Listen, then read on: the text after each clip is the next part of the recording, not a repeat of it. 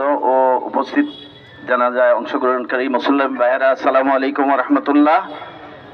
রুহুল ভাইয়ের রাত্রে আমি যখন মৃত্যুর সংবাদ শুনেছি, যেমন বজ্র পড়েছে ঠিক এইরকম মনে হয়েছে। আমি বললাম যে কোন রুহুল ভাই?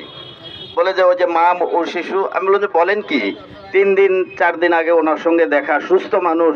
আল্লাহু আকবার। এই অবস্থায় আমরা সকলেই পড়তে পারি, কি বলেন, ঠিক কিনা? আমরা এখন আমাদের দায়িত্ব ওনার জন্য দোয়া করা, আল্লাহ যেন ওনার সকল গুনাহ মাফ করে, আল্লাহ পাক তাকে জান্নাত নসিব করে। যে অবদান তার 2500-এর জন্য ছিল, অসুস্থ রোগীদের জন্য যেমন ছিল, সমাজের জন্য ছিল, 2500 বাসীর জন্য ছিল। এর যে কোনো একটি ভালো কাজ আল্লাহ পাক যেন গ্রহণ করে তাকে জান্নাত নসিব করে। আমাদের সকলেরই চিন্তা করতে হবে, আমরা সর্বশেষ আল্লাহর কাছে ফিরে যাব, আল্লাহর নির্দেশ মোতাবেক জীবন গড়ে উঠাবো, জীবন গড়ে তুলবো এবং